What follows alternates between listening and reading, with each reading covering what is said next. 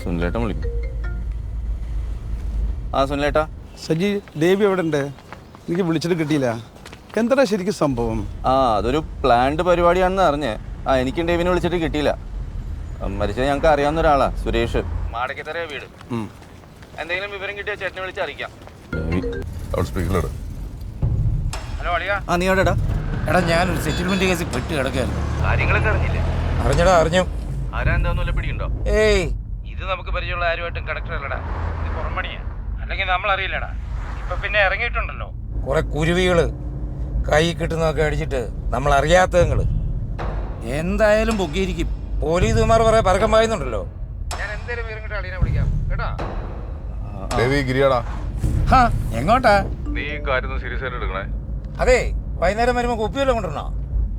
കുപ്പിയൊന്നും വേണ്ട, ഞാൻ ഈ പറഞ്ഞ കാര്യം സീരിയസ് ആയിട്ട് എടുത്താൽ സീരിയസ് ആന്നേ കാര്യം. ഞാനൊരു കോട്ടയംകാരനാണേലും തൃശ്ശൂർക്കാരനല്ലേ. ശരി തൃശ്ശൂർക്കാരാ. വൈകിട്ട് കാണാം. ശരിടാ. രാവിലെ നടന്ന മർഡർ കേസിന്റെ ആണോ? രാവിലെ നടന്ന മർഡർ കേസിന്റെ ആണോ?